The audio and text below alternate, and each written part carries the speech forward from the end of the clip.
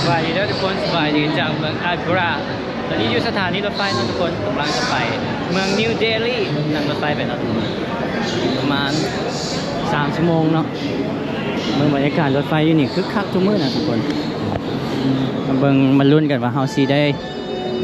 ชื่อรถไฟมีแอร์หรือบ่น้องทุกคน2 คนนี่แม่นปี1,070 รูปีเนาะทุกคนตอนนี้เป็นเวลา5 โมงซะ2ทุกคนก็นัก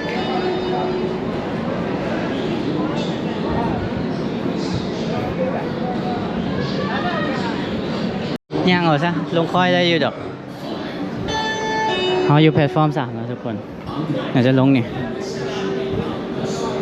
ใหญ่เนาะสถานีรถไฟเขาเจ้าแบบคึกคักได้ทุกคนมานี่เท่าไหร่นะ4 ชั่วโมงจะเห็นเขาเจ้านอนอยู่พื้นตลอดบอกว่าแต่ตอนสวยตอนแรงตอนค่ำตอนดึกนี่อย่างเงี้ย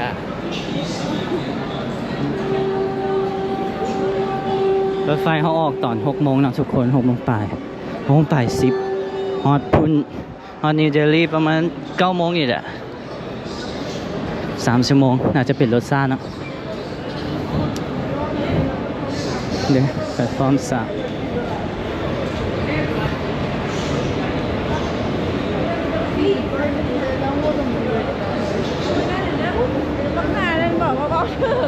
มันบอกไปท่าดนยี่นี่เนี่ยมันเป็นแบบเล่นมันไป3-4 ตู้เฮ้ยยากที่ F3 มันบ่บอกเราทุกคนอันนี้มันอย่าง AG ถามบ่ซื้อน้ำดื่มกันนะทุกคนบอกว่ามีน้ำเย็นหรือบ่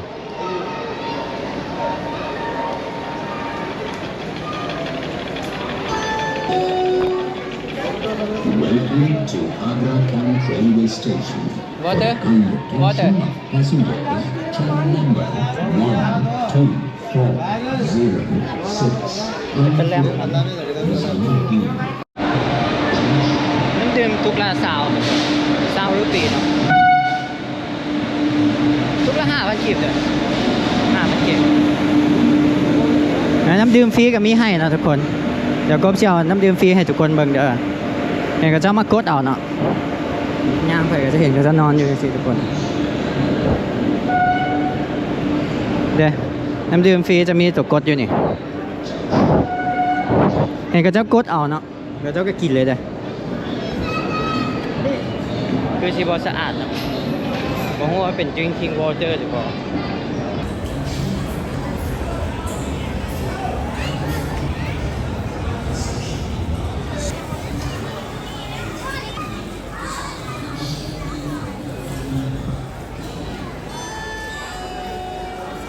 มาตู้แล้วเอาใส่หัวกระเป๋าไปตุ้ยบังหัน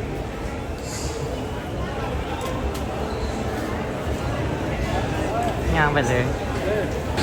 อันนี้บ่ฮู้ว่ารักขึ้นหรือบ่เนาะคนแลนตามอะไรรักขึ้นน่าจะว่ารักขึ้นเหรอวะ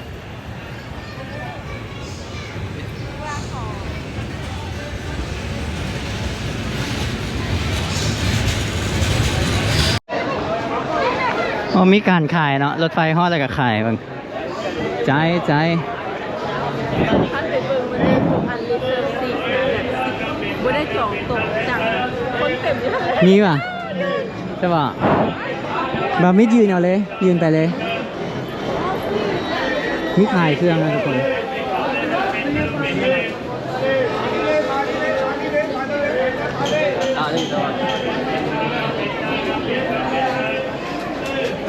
หุ่นวายครับแต่ถ้าก่อนกับเจ้าลายเลยทุกคนแบบขายน้ำดื่มอีกนี่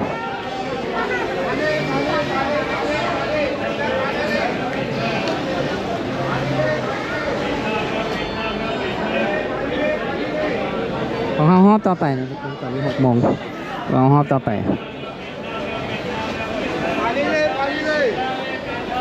ปาลิเล่น้ำดื่มบ่ปาลิเล่ค ผู้ใดมาอินเดียระวังเนาะทุกคนเพราะเขาถ่ายอยู่แพลตฟอร์ม3อยู่เนาะแล้วก็ดีได้ว่าทำคนอยู่นี่แล้วว่ารถไฟไม่ได้มาฟังนี่รถไฟจะมาฟังนี่ฟังนี้พวกเขาก็เลยได้ยางมาแล้วก็ไก่อีกทุกคน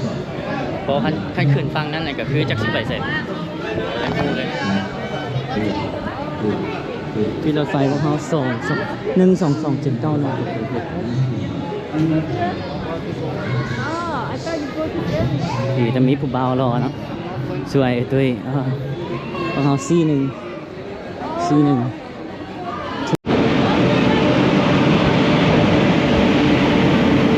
thank you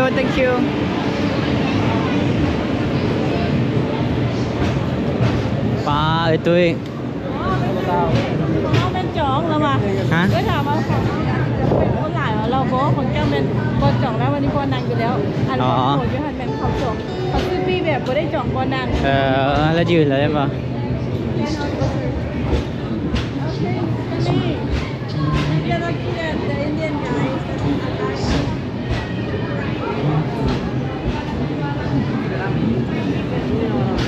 พวกเขาอยู่แพลตฟอร์ม2นะทุกคนแต่ว่ามันเลื่อนแพลตฟอร์ม3แต่ว่ามันเลื่อนก็เลยต้องมาแพลตฟอร์ม2โอเคไปC1 เดี๋ยว78 thank you very much เรามาส่งอีกอ่ะดีแล้วเป็นผู้หญิงเนาะเป็นผู้หญิงสวยอ่ะ เราอยู่บน โอ้มีอ่ะ 78เท่าไหร่ก่อน 7778คักอยู่ฟิวเดียวรถไฟบ้านเฮาโอ้โหคักเลยทุกคนนี่บ่ได้สัมผัสฟิวจังซี่ดนเนาะคักเว้ยมันดีกว่ามื้อที่1พวกเฮาขี่ไปกันอหยังก็แต่ตัวมื้อที่1เฮากายา อันนั้นมันสลีปเปอร์ บ่แม่นสลีปเปอร์มื้อที่1นี่นะ ที่นึง มื้อที่เฮานั่ง3ชั่วโมงเหม็นขี้หมูไม่ขี้งัวขี้ควาย กะจะสลีปเปอร์แต่มันเป็นอะไรสลีปปิ้งเบดแล้วมันมีพัดลมมันอย่างนี้ อ๋อเฮาสิได้นอนล่ะคักทุกคนมีปากแห้ง อันนี้มีทุกอย่าง อันนี้ราคา1,535 ทุกคนคักเลย คือ ยิง ตี ได้ จะ3.4ตีเดี๋ยวเขามาไล่เลยเบื่อให้ทีพวกเราเปลี่ยนเสื้อกันได้ในบุเปื้อน 7 หนุ่ยบ่ถือ เด้ข้างหลังนี่จ้ะ ว่าอยู่ เดี๋ยวกันนี่ ว่าอยู่ตัวเปื้อน last ว่า one แต่ก็ทำได้ใช่ไหม ว่าเขาเบื่ออยู่ดีโอ้เมื่อยนะทุกคนเมื่อยเลยบ่ไหวรถไฟมันดีเลยเนาะตอนนี้6:45 ใส่สายทั้งหัว นี่เมียนซ่าแล้วก็เอาลงได้อีกใช่ไหมคัก นางนะประตูมันส่งมา ว่า ประตูมันส่งมาไม่ได้แล้ว แต่ตัวนี้มันอิ่มได้ไหม คือก็ว่า มันอยู่หลังเดี๋ยว โมยังไม่จำได้ยังไม่จ จำได้เขายังจำได้ ำก็ไม่ได้กันได้ถ้าคนมาจริงๆ ยาเลยเวฮอนทัน9:30ทุกคนตอนนี้6:46 นั่ง 3 3 ชั่วโมงก็ได้เยอะ ได้นั่งแท็กซี่นี่10 ชั่วโมงก็สบายมีแอร์เย็นดีนี่พวกเขาใกล้ชิฮอดแล้วครับทุกคน9:50ปกติว่าต้องเป็น9:35เนอะมันดีเลยเนี่ย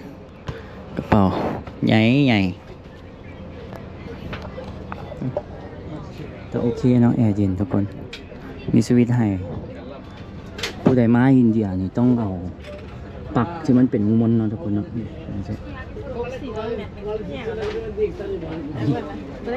ย่างก็ได้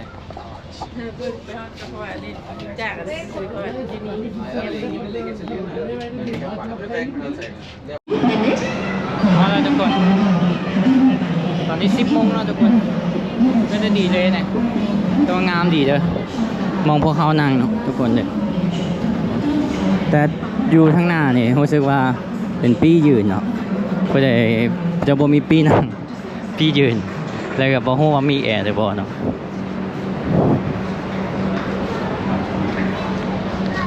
ตอนนี้เราจะไปมองพักของเราเนาะทุกคนย่างไป400 เมตร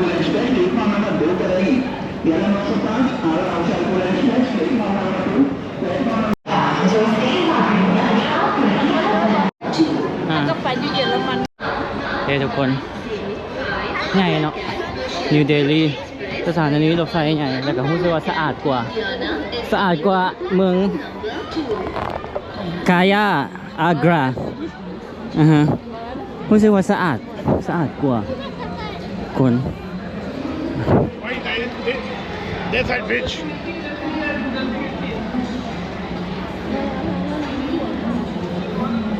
แต่ก็มีคนนอนทุกสถานีเนาะอันนี้เป็นลานกว้างๆทุกคนเอากันนั่งนอนเนาะไปเดี๋ยว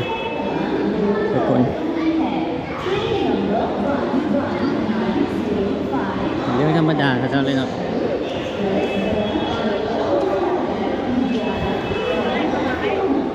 นอนแบบอันนั้นได้ฮะอ๋อมันไม่ได้อยู่ไกลมันสับไปอากาศเนี่ย เขาย่างไปนะทุกคนอยู่ใกล้ๆนี่ 500 เมตร 500 เมตร ออกรถกัน Taxi. อยากกินต้มมีนะตอนนี้ Taxi. แล้ว เอาเงินแท็กซี่ไปซื้อมีต้มกินซะ นะ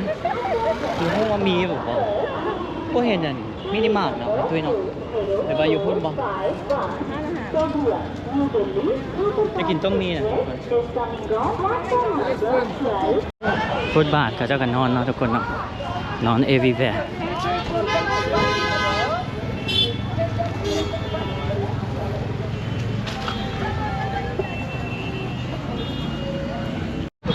ออกมากันรถติดทุกคน Hey, size.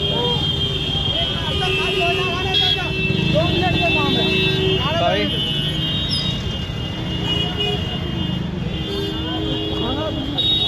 ป่าที่โชว์โอ้โห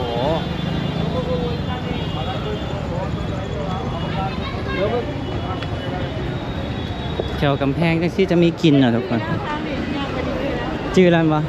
ไอ้ตุ้ยเคยมาพักแล้วเนาะสมัยเพิ่นมาเที่ยวตอนนั้น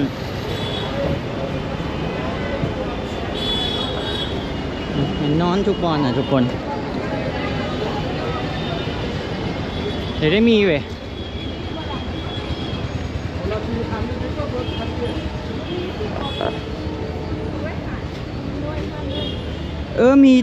มีเกาหลีมีอยู่ไอ้ตุ้ยอยู่ส่ง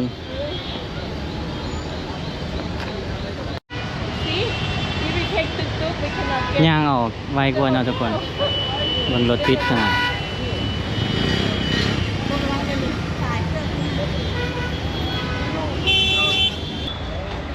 พอเนาะทุกคนเนาะ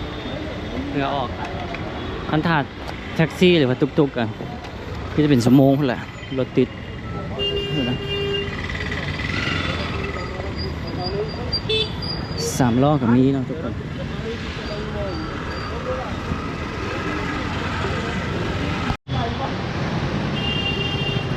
อันหอมเลยสินี่โอเคซ้ำนี่นะอันหอมน้อยๆนี่ร้อนเนาะทุกคนเนาะ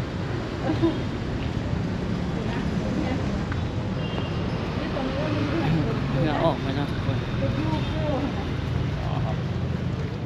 นี่บอก เดี๋ยวนะ ทีสพอร์ตตัวใดไอ้ตุ้ยจองเนาะ Which hotel? Hi Hi. where is the hotel for Wisnu This is Oh, the this hotel. one. Yeah, you and me are okay. yeah Oh thank you Hi you know is there is a mini mart in here Mini bar? You want to like mini bar? มินิมาร์ No Mark. available. Morning available. โอเค กินอินเดียนเนาะ โบ๊ะใหม่ อ่าฮะไม่ได้นี่คอนมาเที่ยวแล้วทุกคน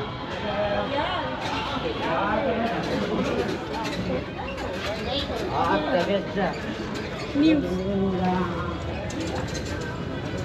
Thank you. Oh, sorry. Hello, sir. Hello. เขาจะมีน้ำให้ทุกคนครับโอ้ใครเนี่ยคือว่านักขนาดกระเป๋านะทุกคนบนนี้เป้โดนแล้วก็นักโอ้ทุกคน อันนี้ใหม่ๆเลยได้นี่เขาเจ้ายังเห็นเขาแล้วนี่นี่มีกินน่ะนี่มีกินใหม่ๆน่ะเฉพาะโชคดีเนาะใหม่ๆเลยที่นี่โอ้มันคือสะอาดดีเนี่ยทุกคน กินสียังมีอยู่นะนี่นะ ไอ้โบเดเป้โดนเนาะทุกคนคือวันนักขนาดหรูหราเนาะไอ้ตุ้ยเนาะว้าวโอเค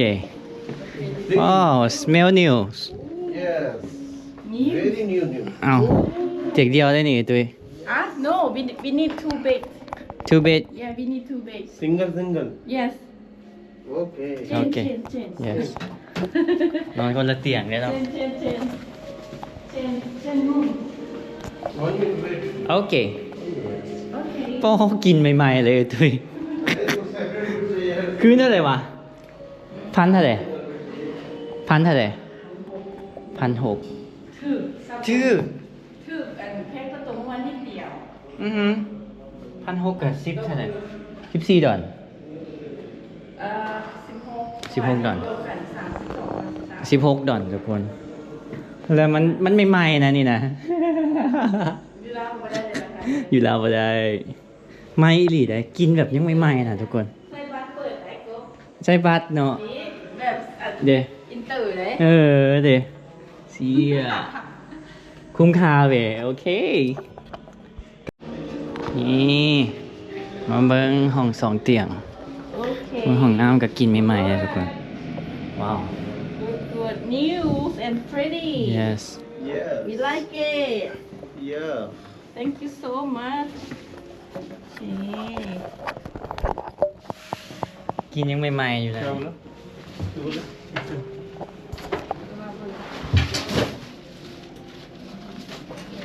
คุณเป็นคนมาทำมันกับโบทำ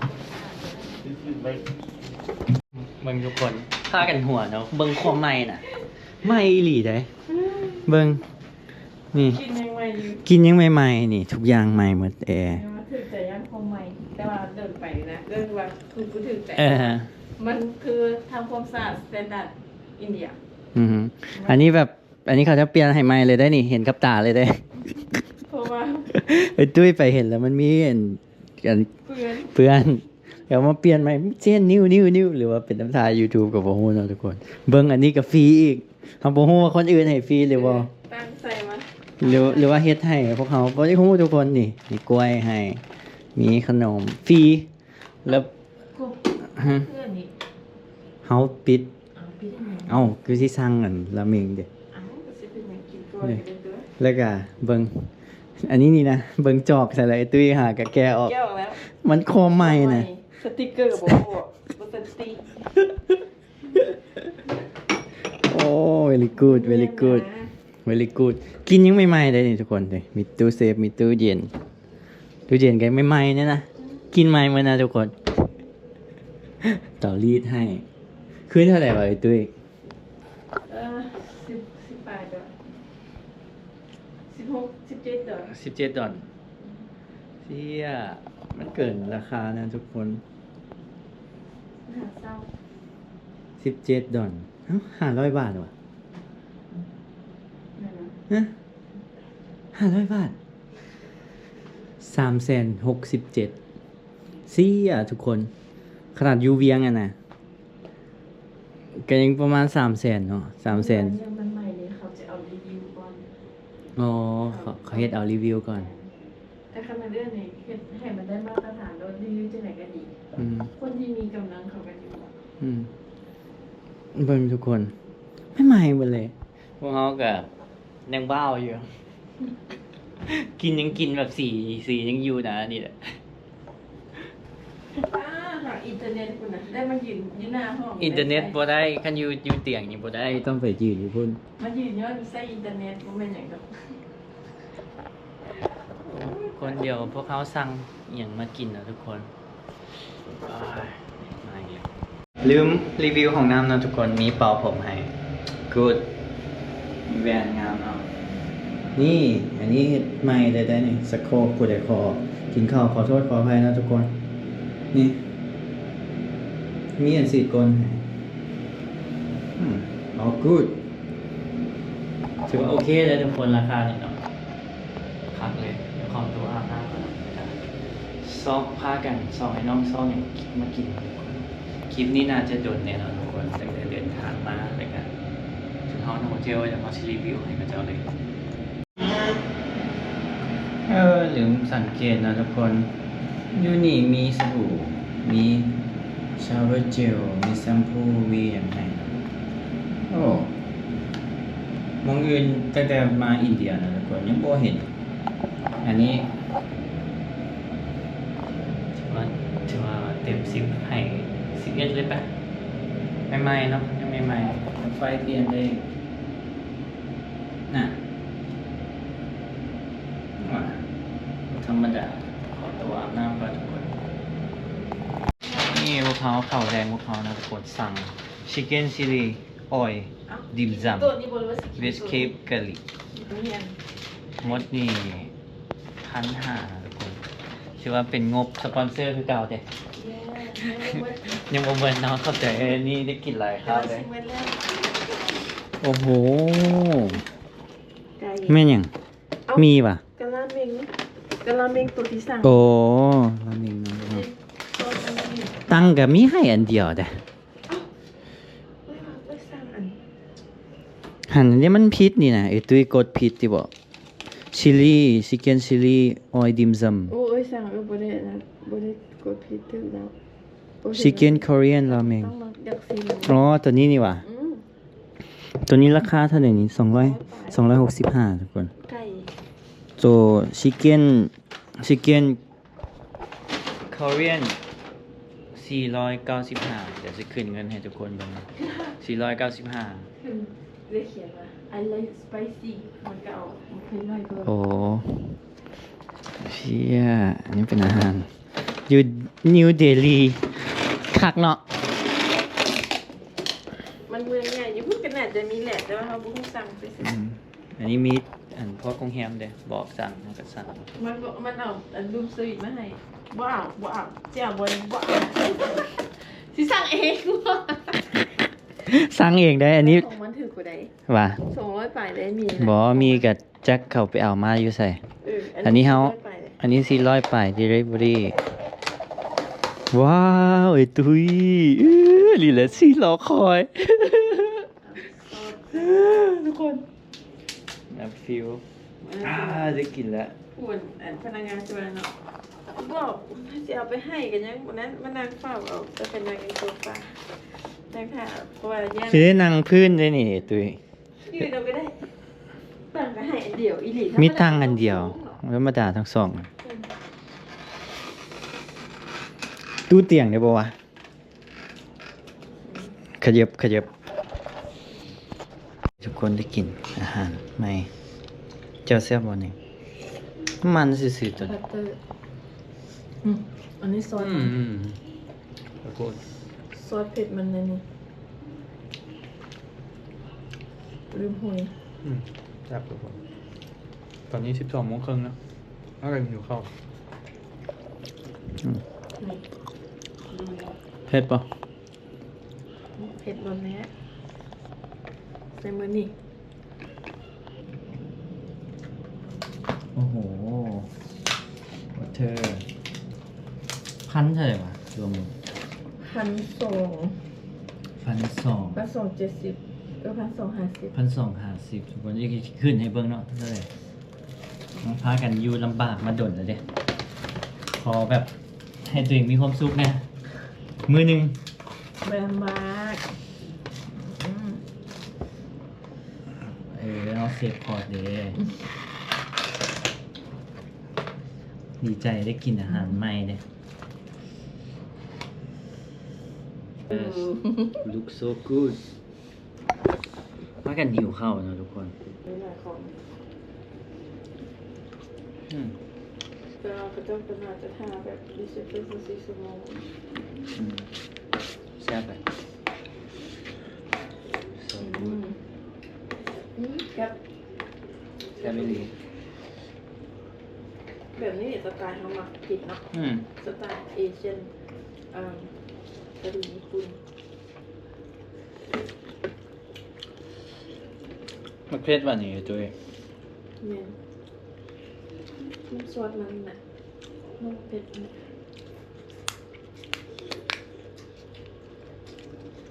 อร่อย แซ่บ ต้องการไปเมืองบอนี่ จีดจัดบ่ได้กินผักจนมีผักเอง บ่วงมาบ่วงไหม อืม เบา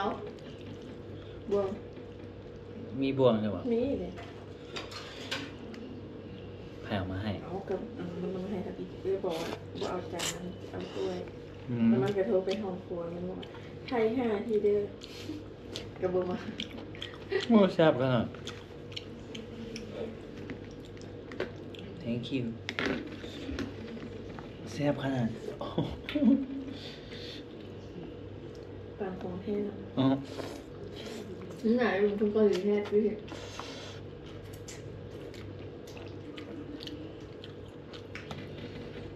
คือเอาคนที่ไปคุกคีกับเกาหลี